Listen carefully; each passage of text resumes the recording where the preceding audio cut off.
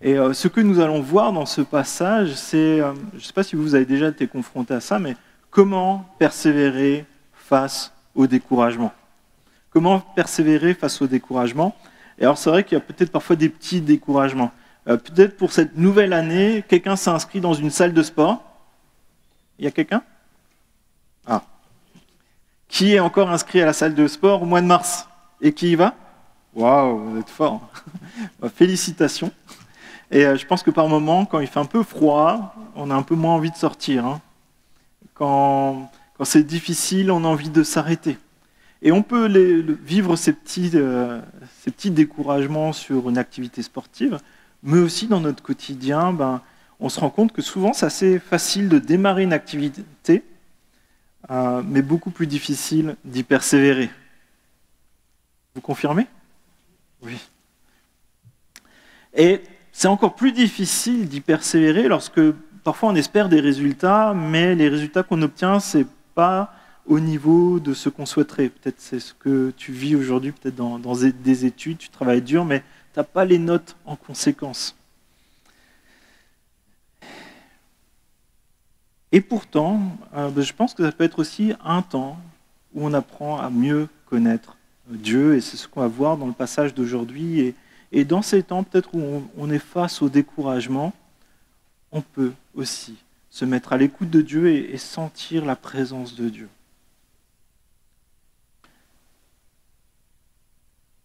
Et c'est vrai que parfois, on reste aussi dans des expériences du passé. Vous savez, des temps forts, on a l'impression d'avoir été sur la montagne avec Moïse, avec Dieu. Des temps vraiment forts qui nous ont marqués dans notre cheminement avec Christ.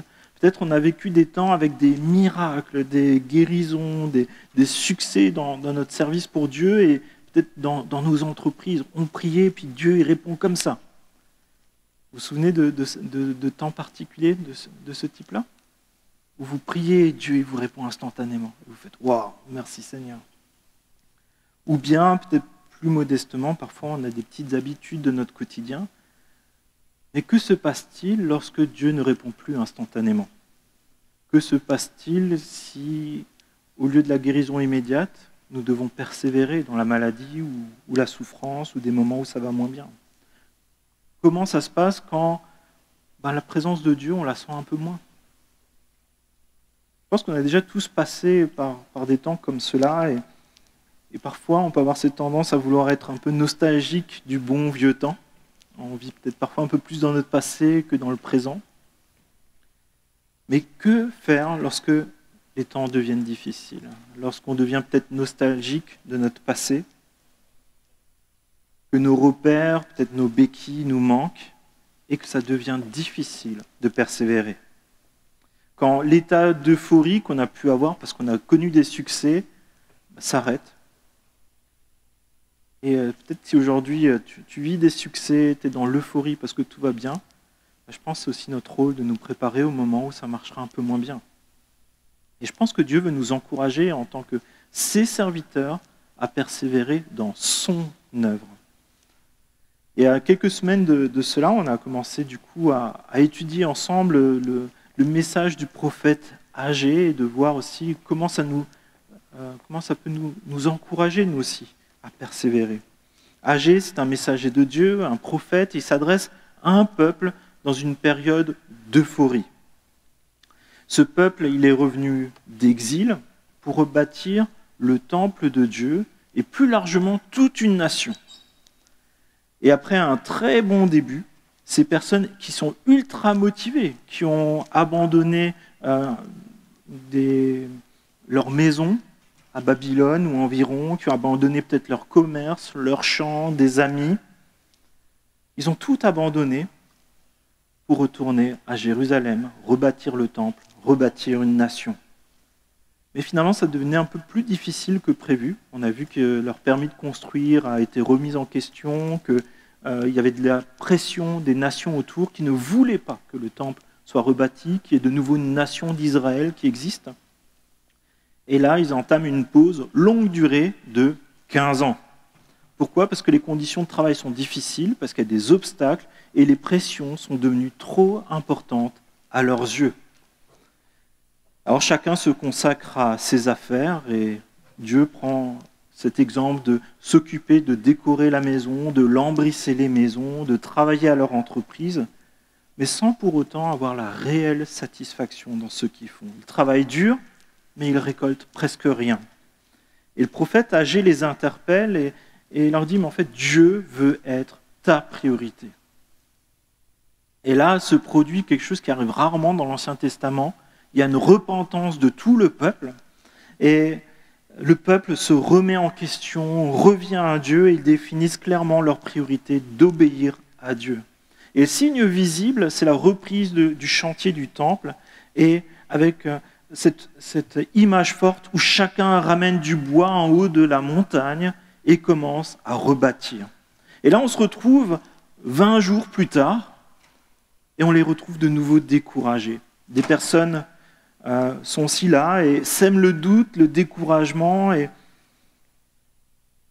la question ou en tout cas l'engagement qu'ils ont pris il y a à peine 20 jours, de se donner les moyens de glorifier Dieu dans leur vie, ça commence à devenir difficile d'y persévérer. Et je pense que le message que nous allons voir ce matin, c'est que nous pouvons persévérer face au découragement, car Dieu est fidèle et il est tout puissant. Nous allons voir que nous pouvons persévérer car les apparences sont bien souvent trompeuses. Nous pouvons persévérer car Dieu est avec nous. Et nous pouvons persévérer car Dieu accomplit sa promesse. Et je vous invite à lire le passage dans Agé chapitre 2, des versets 1 à 9. Le 21e jour du 7e mois, la parole de l'Éternel fut révélée. Tu peux défiler en même temps que moi, s'il te plaît. Le 21e jour du 7e mois, la parole de l'Éternel fut révélée par l'intermédiaire du prophète Agé. Parle au gouverneur de Juda, Zorobabel, fils de Shealtiel, au grand prêtre Josué, fils de Jotsadak, et au reste du peuple. Dis-leur, quel est parmi vous le survivant qui a vu ce temple dans sa première gloire? Et comment le voyez-vous maintenant, tel qu'il est? Ne paraît-il pas comme rien à vos yeux? Maintenant, fortifie-toi, Zorobabel, déclare l'Éternel. Fortifie-toi, Josué, fils de Jotsadak, grand prêtre. Fortifie-toi, peuple entier du pays, déclare l'Éternel, et travaillez, car je suis moi-même avec vous, déclare l'Éternel, le maître de l'univers. Conformément à l'engagement que j'ai conclu avec vous quand vous êtes sortis d'Égypte, mon esprit est au milieu de vous. N'ayez pas peur. En effet, voici ce que dit l'Éternel, le maître de l'univers. Une fois encore et dans peu de temps, je ferai trembler le ciel et la terre, la mer et le sec, et je ferai trembler toutes les nations, les trésors de toutes les nations afflueront, et je remplirai de gloire ce temple, dit l'Éternel, le maître de l'univers. L'argent m'appartient, l'or m'appartient, déclare l'Éternel, le maître de l'univers.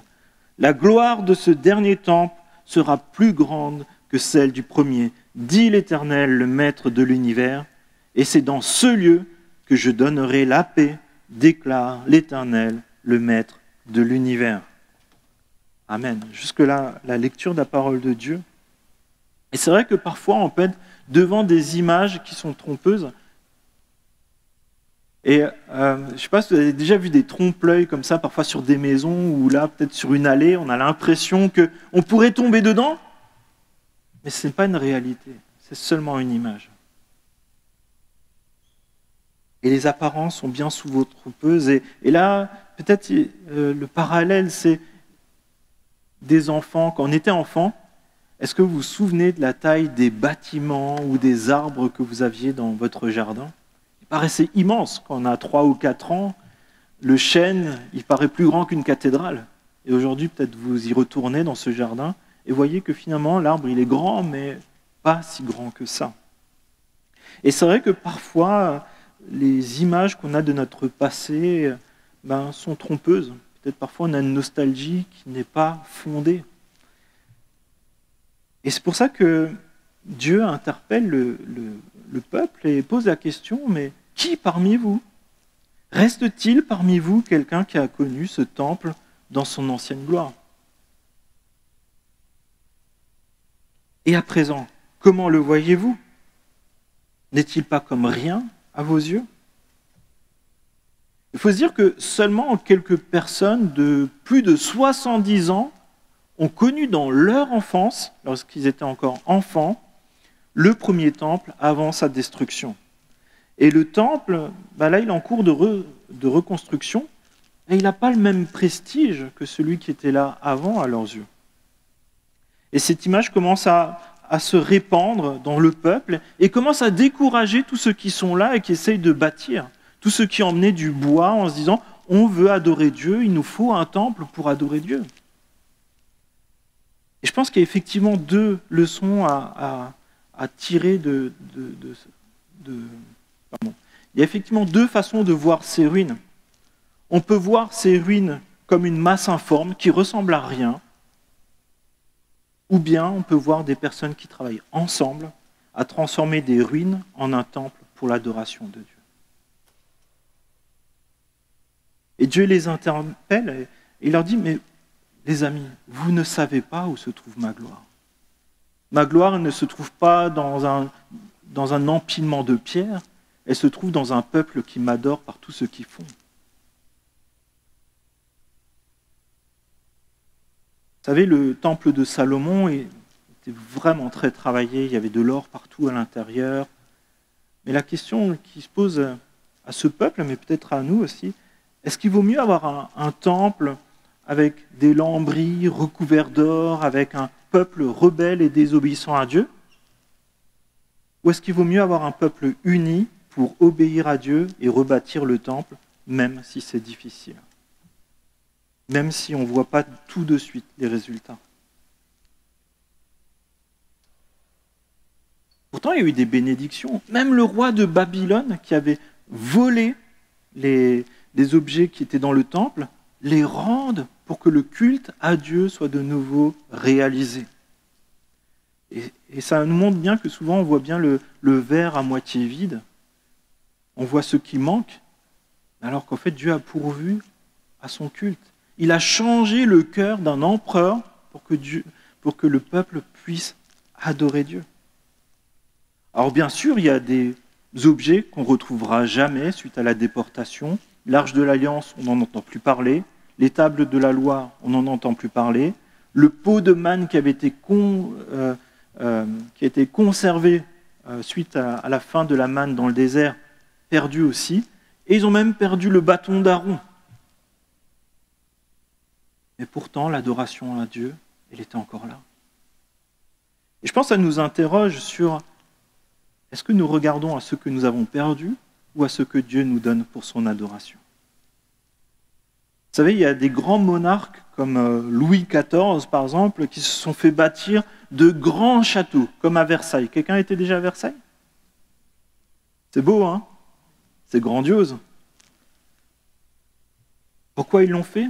Pour éblouir leur cour, pour éblouir leur sujet, pour impressionner les autres rois et laisser une trace dans l'histoire, même des centaines d'années après. Et mes amis, la gloire de Dieu, elle ne se trouve pas dans la déco, elle ne se trouve pas dans des objets collectors ou dans des musées, ou dans l'exposition des richesses d'une église, ni dans la réalisation humaine d'un monument ou d'une merveille. Pourquoi? Parce que Dieu ne désire pas la gloire des hommes. Dieu désire sa gloire à lui. Dieu désire sa gloire et son adoration. Et ça nous interpelle. Vous voyez, ce peuple au pied de ces ruines, est-ce qu'il cherchait la gloire de Dieu ou leur gloire à eux, la gloire d'un peuple? Et ça nous interroge. Est-ce que je travaille pour ma propre gloire ou la gloire de Dieu? Même quand on fait des choses pour Dieu, on peut avoir ces dilemmes-là. Et c'est pour ça que c'est important d'examiner nos cœurs, savoir pourquoi on fait les choses.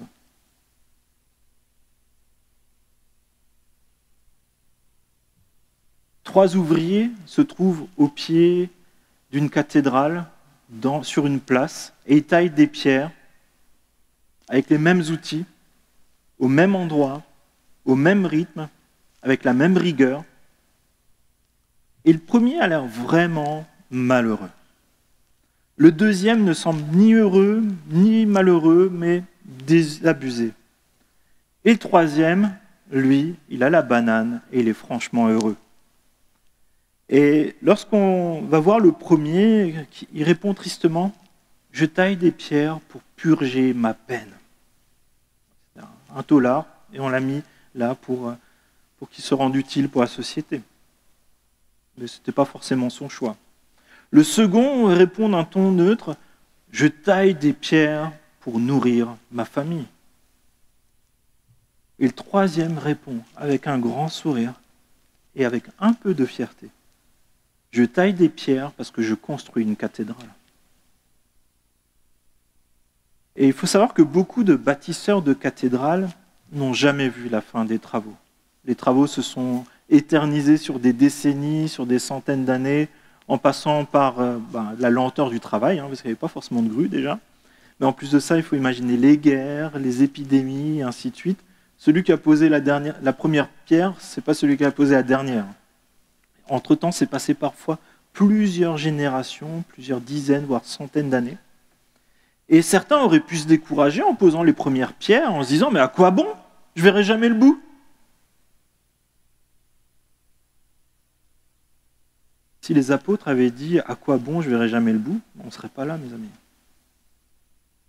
Et ce temple, bien que moins éclatant de richesse, peut-être un peu moins bling-bling, un peu moins doré, il a toute son importance dans le plan de Dieu.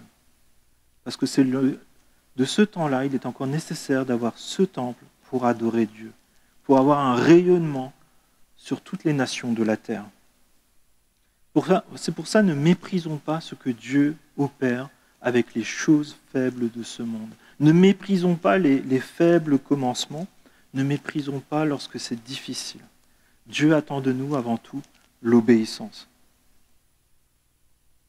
Des ouvriers sur le chantier, même s'il nous semble titanesque, même si on est fatigué, même si on ne voit pas la fin. Et Dieu a appelé chacun à venir avec sa part pour reconstruire. Il leur a dit, venez sur la montagne avec le bois dans le chapitre d'avant, venez avec le temps que je vous confie, et c'est Dieu qui rendra son œuvre splendide, merveilleuse, et non nos coups de marteau. C'est pour ça, rappelons-nous que nous bâtissons bien plus que nous voyons, parce que c'est Dieu lui-même qui bâtit. Dieu nous donne simplement ce privilège d'être ses ouvriers, de travailler pour sa gloire. Pour ça, persévérons, car les apparences sont bien souvent trompeuses. La vérité, elle se trouve dans la parole de Dieu, dans l'obéissance à Dieu.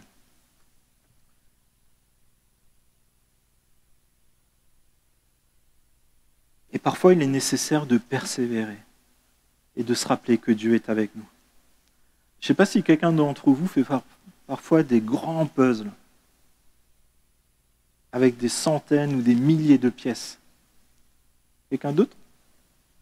J'ai juste un collégien, quelqu'un, Bertine. Ah, c'est bon, alors c'est pour vous. Quand vous sortez tous les puzzles de la boîte, imaginez des milliers et vous avez un beau ciel bleu. Ça ressemble à ça et il n'y a aucune nuance de couleur à vos yeux. Et finalement, vous commencez à poser une pièce après l'autre, vous essayez des choses pour que ça marche ensemble, et après, doucement, ça prend forme, et vous commencez à avoir une idée du motif de ce qui est en train de se dessiner devant vous. Et par moments, vous pouvez être un peu découragé en voyant ce beau ciel bleu qui n'avance pas. Mais à un moment, vous arrivez à voir une montagne avec un beau ciel bleu, tout dans des nuances de bleu. Et là, vous faites « Ah, ouais !» Ça valait la peine d'aller de l'avant pour voir ce que ça allait donner. Et bien souvent, nous souhaitons sincèrement contribuer à bâtir le royaume de Dieu. Puis nous nous retrouvons devant des pièces de puzzle qui se ressemblent toutes et qu'on se pose la question comment ça va s'imbriquer tout ça. Et parfois, nous sommes aussi devant un tas de ruines, un tas de pierres, des temps difficiles, une tâche qui nous dépasse, un tas de puzzles immenses. Et nous sommes devant une tâche colossale. Et on ne sait pas par où commencer. C'est quoi la technique pour bien commencer un puzzle? On fait le cadre, on fait les bords, on cherche les coins. Et c'est pour ça qu'on a besoin de revenir à la Bible pour trouver les coins, les axes, les bords, et finalement compléter au fur et à mesure tout ce qui est à l'intérieur pour arriver à voir l'œuvre de Dieu dans nos vies, dans notre Église et dans toute cette région. Et il y a des moments où même des personnes très persévérantes vont regarder à la tâche et vont se dire « c'est au-delà de nos forces, au-delà de nos limites ». Et ça arrive. Et on a besoin de passer par ces temps-là pour ne pas compter sur nous-mêmes, mais compter sur Dieu. Mais c'est là où on a besoin aussi de garder nos cœurs pour ne pas dénigrer ce que Dieu est en train de faire, pour ne pas aussi décourager les autres bâtisseurs, les autres leaders. Et là, Dieu a besoin de remettre tout le monde sur les coins du puzzle, sur le cadre de ce qu'il est en train de faire. Et il envoie Agé et il dit « Zorobabel », donc l'équivalent du roi.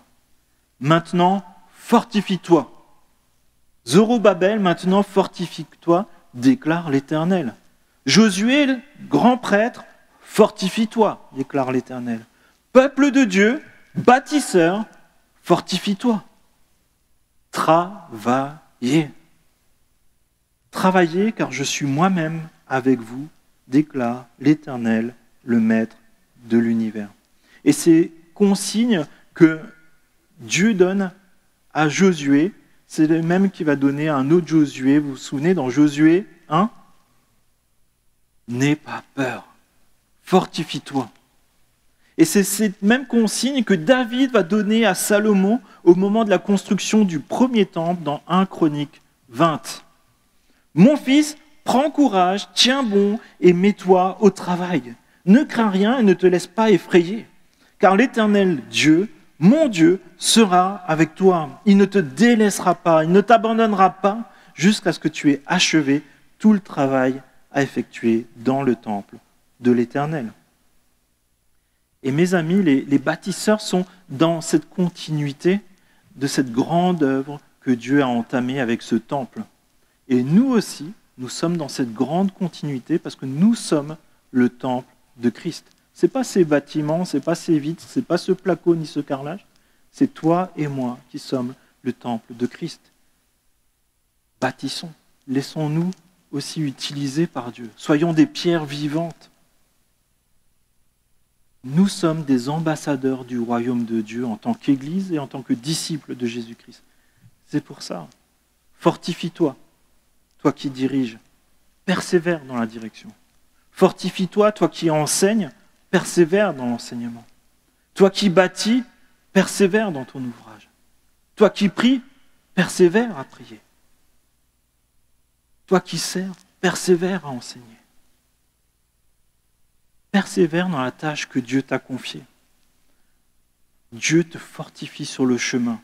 Un pas après l'autre, marche dans l'obéissance. Mets-toi en route, obéis et Dieu sera avec toi. C'est Paul qui dira « Lorsque je suis faible, c'est là que je suis fort ». Et je pense que plus on admet nos limites, plus on voit combien Dieu est glorieux, grand et qui pourvoit.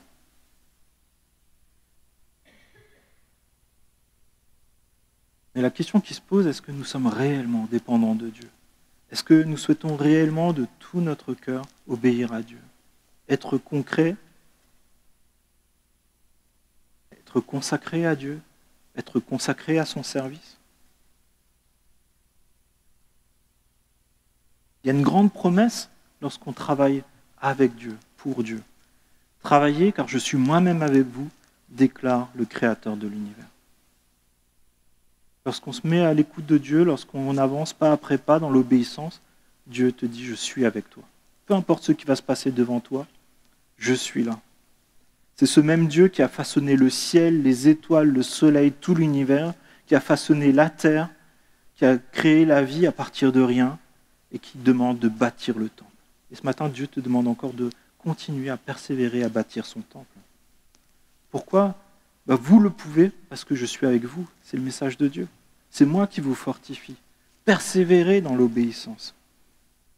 Et au moment où où Agé est en train d'évoquer ce sujet avec la mer qui est à sec, le peuple qui traverse la mer à sec pour sortir de l'esclavage de l'Égypte. En fait, c'est la période de la fête des huttes dans le peuple d'Israël. Quelqu'un sait comment ça se passe, la fête des huttes? Quelqu'un peut dire?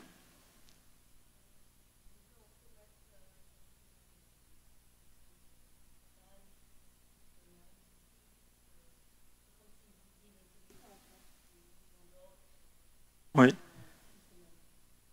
Je vais redire un tout petit peu plus fort. Sylvia disait oui, pendant ce temps-là, en fait, les Israélites, en fait, ils construisent des sortes de tentes ou de cabanes et ils vivent en dehors de leur maison, de leur appartement, pour se rappeler qu'ils sont en voyage et qu'ils sortent de l'Égypte. Et c'est aussi des temps où, en famille ou avec les amis, ils se rappellent de comment Dieu les a délivrés, a pourvu, même dans le désert. Et quand Agé dit ça, alors que tous les soirs, ils sont en train de rentrer dans leur cabane, ça doit résonner quand même. De se dire, en fait, on peut vivre dans la dépendance de Dieu, parce que Dieu agit avec puissance, avec grandeur. Il nous a délivrés de l'Égypte, il a ouvert la mer devant nous, il nous a nourris avec la manne, et il nous a guidés avec une nuée de feu, une colonne de feu, dans le désert. Et surtout, Dieu demeure au milieu d'eux. Et je pense que le soir, quand ils sont rentrés à la maison, après avoir entendu la prophétie d'Agé, je pense que le fait de rompre le pain en famille, réunie, pour se rappeler de ce que Dieu a fait, ça doit rappeler des choses fortes, ça doit donner du cœur à l'ouvrage, de se rappeler que Dieu est au milieu de nous et que nous n'avons pas à avoir peur. Et ce matin, peut-être tu es découragé, peut-être tu te poses des questions, mais est-ce que ça vaut vraiment la peine de continuer à servir Dieu? Peut-être même tu as déjà abandonné ce que Dieu t'a confié. Ou peut-être Dieu t'a appelé à des choses, mais tu n'as jamais répondu à son appel. C'est trop difficile à tes yeux, peut-être tu disais, ah, j'ai pas forcément le temps, j'ai peut-être pas les compétences, je suis pas assez bien.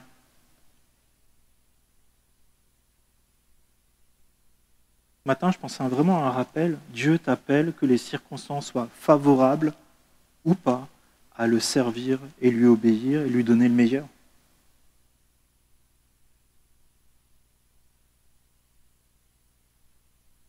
Dieu t'appelle à donner ton adoration avec les lèvres, avec les actions, avec les paroles, mais avec tout ton cœur aussi, avec ta passion pour Dieu. Alors c'est vrai, parfois il ne faut pas trop regarder la taille du chantier, mais fais un pas de foi pour honorer Dieu et la confiance qu'il te donne. C'est pour cela que nous pouvons persévérer, nous pouvons être fortifiés, nous pouvons travailler. Pourquoi? Parce que Dieu est avec nous, si nous lui obéissons.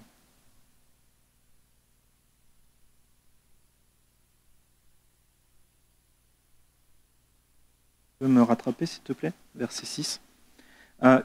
Israël est revenu d'exil. On a vu que ça fait quelques années de ça. Ils connaissent des difficultés économiques. Même les récoltes sont médiocres. Et là, ils ont un grand projet devant eux, un temple à rebâtir. Ce n'est pas le guichet du bureau de poste. Et j'imagine les dirigeants politiques, le ministre des Finances, le ministre du Budget, le trésorier en charge du budget des travaux. Et la question qui devait se poser, à votre avis, c'est quoi?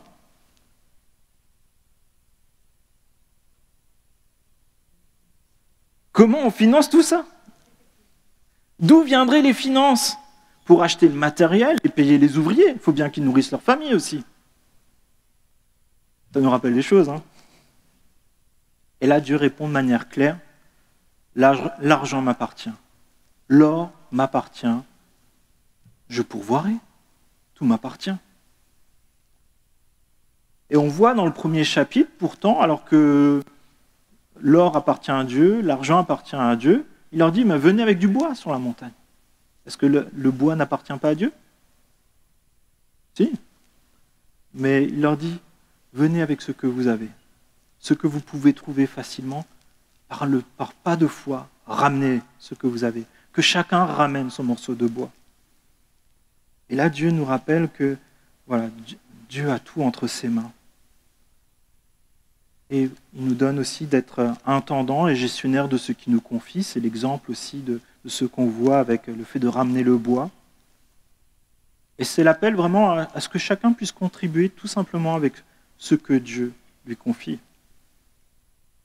C'est un appel à venir en signe d'adoration et d'obéissance à Dieu, en nous rappelant que tout nous vient de Dieu et que les richesses que Dieu nous confie continuent d'appartenir à Dieu. Alors c'est vrai que parfois, la question des finances est un sujet assez sensible, y compris en France. Et on connaît aussi, en France et partout dans le monde, aussi des églises qui abusent de la crédulité des paroissiens. En demandant des dîmes sur des dîmes, une multiplication d'offrandes en tout genre, en jouant sur des émotions, parfois le regard des autres, ah lui il n'est pas venu déposer, en promettant aussi que Dieu bénira proportionnellement à l'investissement. C'est un Dieu qui est en bourse, on dirait. Et on appelle ça le faux évangile de la prospérité. De se dire, Dieu nous donnera parce qu'on lui a donné, c'est normal, il nous doit ça. Ça, ce n'est pas l'évangile de Jésus-Christ. L'évangile de Jésus-Christ, c'est le contentement, que Dieu pourvoira à nos besoins, pas forcément ceux qu'on a envie, mais ceux dont on a besoin.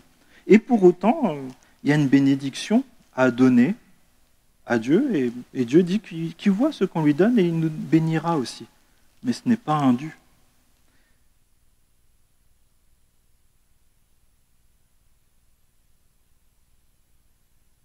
Et ça nous interpelle pour nous, où est-ce qu'on en est aujourd'hui avec Dieu par rapport à nos finances. Et ce texte nous donne l'opportunité de nous rappeler quelques bases essentielles de nos rapports aux richesses. Dieu est le propriétaire de toutes les richesses, y compris de notre temps. Dieu pourvoit à nos besoins. Dieu pourvoit aux besoins de son Église et de son peuple. Et Dieu nous donne à tous la responsabilité de lui en rendre une partie pour contribuer à son œuvre et participer à son adoration.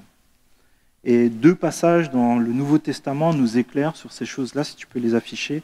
2 Corinthiens, chapitre 9, verset 7, « Que chacun donne comme il a décidé dans son cœur, sans regret ni contrainte, car Dieu aime celui qui donne avec joie. Dieu peut vous combler de toutes ses grâces afin que vous possédiez toujours, à tout point de vue, de quoi satisfaire à tous vos besoins et que vous ayez encore en abondance pour toute bonne œuvre. » 1 Corinthiens 16, verset 2. « Que chacun de vous, le dimanche, mette de côté chez lui ce qu'il pourra, en fonction de ses moyens, afin qu'on n'attende pas mon arrivée pour récolter les dons. » Et là, c'est vraiment un appel à une générosité joyeuse, réfléchie et motivée par l'adoration de Dieu. Et chacun est appelé à contribuer proportionnellement à ses moyens. Et tous peuvent ainsi contribuer à l'adoration de Dieu avec ce qu'il confie lui-même. Certains pourront peut-être donner des milliers d'euros, des millions d'euros peut-être même, d'autres peut-être quelques euros. Mais tout appartient à Dieu et collectivement on est appelé à relever ensemble avec joie les défis que Dieu nous confie. Et c'est là qu'on voit combien Dieu va agir aussi lorsqu'il dit « l'argent m'appartient, l'or m'appartient » et qu'il avait mis aussi ce défi à son peuple avant. Ça ne s'arrête pas là. Vous savez ce que Dieu y fait? Le roi Darius, un roi païen, un empereur païen perse, il va dire cela en Esdras au chapitre 6. « Prélevez dans le trésor royal ce qui est nécessaire afin que les dépenses soient promptement payées à ces hommes pour qu'ils ne soient pas interrompus dans la construction de la maison de Dieu. » Et il fera même encore plus, il va demander aux autres peuples de contribuer à l'avancement du temple. Ça montre que finalement, nous, on vient avec le peu qu'on a, mais c'est Dieu qui est au contrôle. Et il peut aller chercher des millions et des milliards si Dieu a un projet.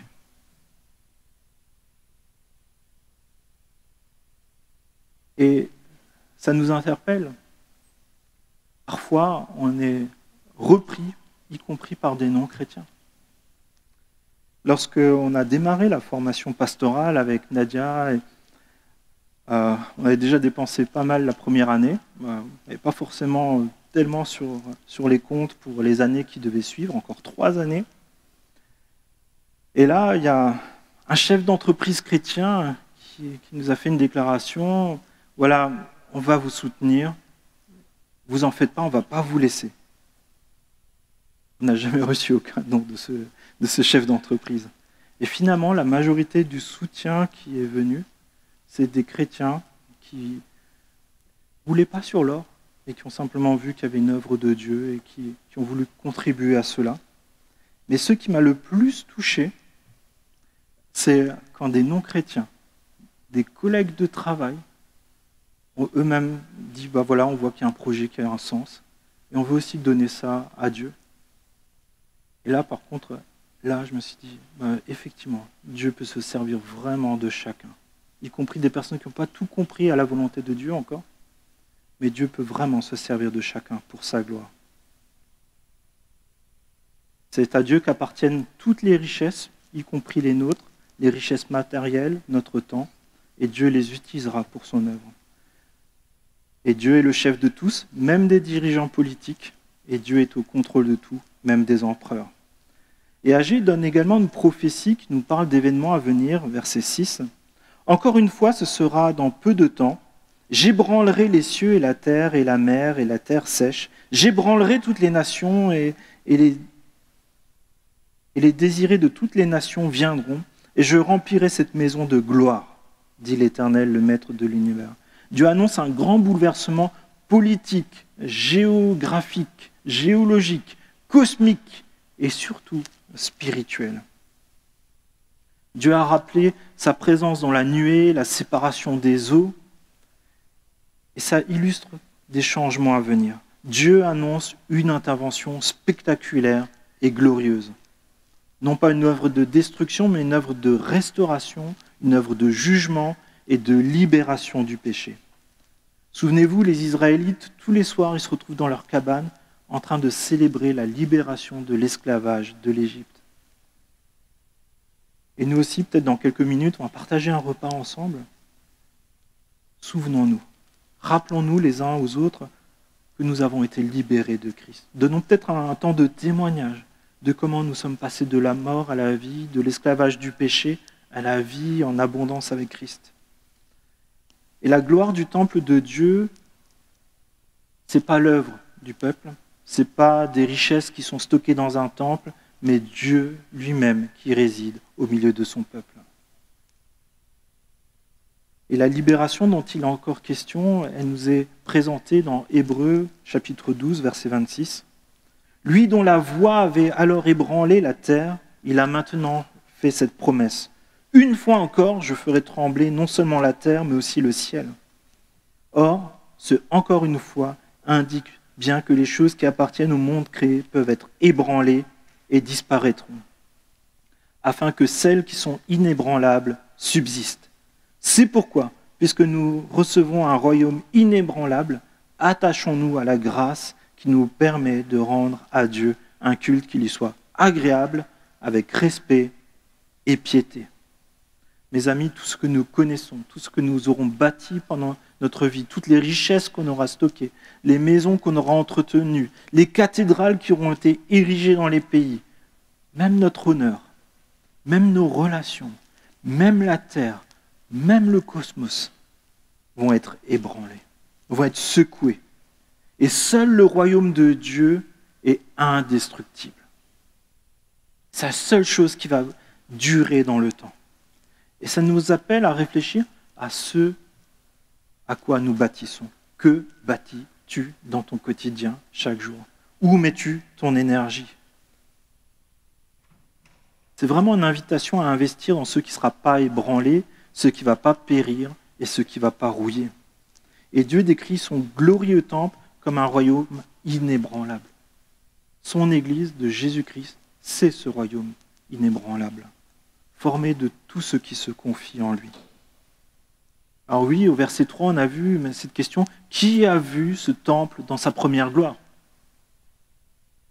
Mais Dieu donne cette bénédiction. La gloire de ce dernier temple sera plus grande que celle du premier. Ce temple sera le lieu où on trouvera la paix de Dieu. Et ce temple, c'est l'Église de Jésus-Christ, là où Dieu réside, là où Dieu nous réconcilie avec lui.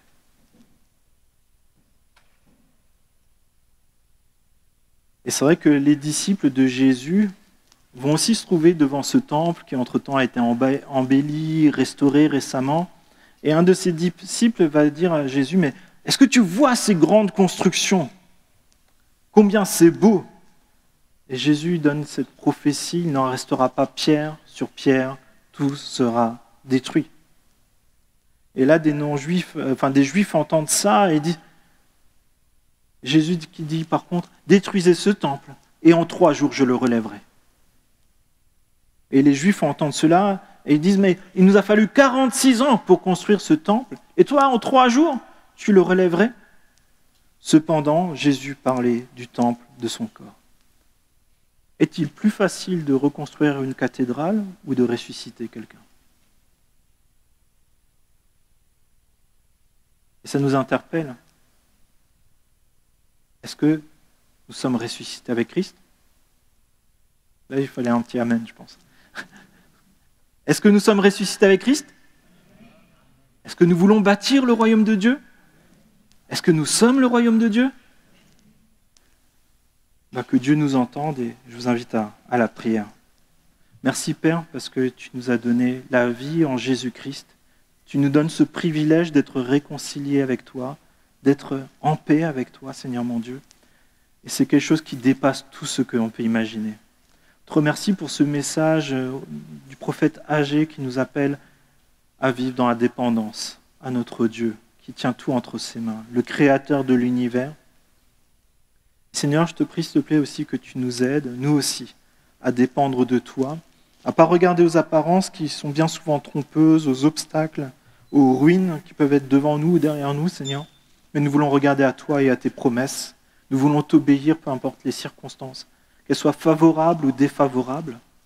Et Seigneur, je te prie, s'il te plaît, que là aussi tu nous aides à peut-être vivre un temps de restauration, pour que peut-être des choses qui sont mortes dans nos pensées, dans des choses qu'on pouvait espérer, Seigneur, de toi, que nous sachions nous attendre à toi selon ta parole, Seigneur. Que nous sachions nous lever, te faire confiance et bâtir à ta suite. Que nous soyons des participants actifs de ton royaume par tout ce que tu nous confies, notre temps, nos finances, mais aussi tout notre cœur, nos forces, Seigneur. Seigneur, je te prie, s'il te plaît, que tu nous aides vraiment à nous lever et bâtir, travailler pour toi, Seigneur, d'un cœur joyeux, pour ton adoration, en sachant pourquoi nous faisons les choses, Seigneur mon Dieu. Seigneur, je te remercie aussi parce que tu nous rappelles que tu pourvois à tout ce qui est nécessaire à notre quotidien. Et Seigneur, je te prie, s'il te plaît, encore de pourvoir au bien de nos familles pour que nous puissions vivre paisiblement notre foi, qu'elle soit centrée sur toi, que nous puissions avoir aussi le temps, l'énergie nécessaire pour enseigner nos enfants à te connaître, Seigneur mon Dieu, et aussi être participants actifs du rayonnement du royaume de Dieu dans toute cette région, Seigneur mon Dieu. Je te prie aussi pour les besoins de notre Église, tu vois, les défis qui sont encore devant nous pour cette année, peut-être les années à venir, mais Seigneur, nous voulons aller de l'avant en te faisant confiance à toi, parce que nous savons que tu pourvois et nous te remercions encore de tous les miracles que nous avons pu vivre ensemble, à être spectateurs de ta grandeur durant toutes ces années, et notamment ces derniers mois où ce qui nous paraissait impossible, tu l'as rendu possible. Je te remercie encore parce que tu prends soin de nous et que nous sommes ressuscités avec Christ. Et Seigneur, aide-nous à être des bons intendants et à investir dans ce qui est inébranlable, ce qui ne pourrit pas, ce qui ne rouille pas, mais ce qui te rend gloire. Je te prie dans le nom de Jésus. Amen.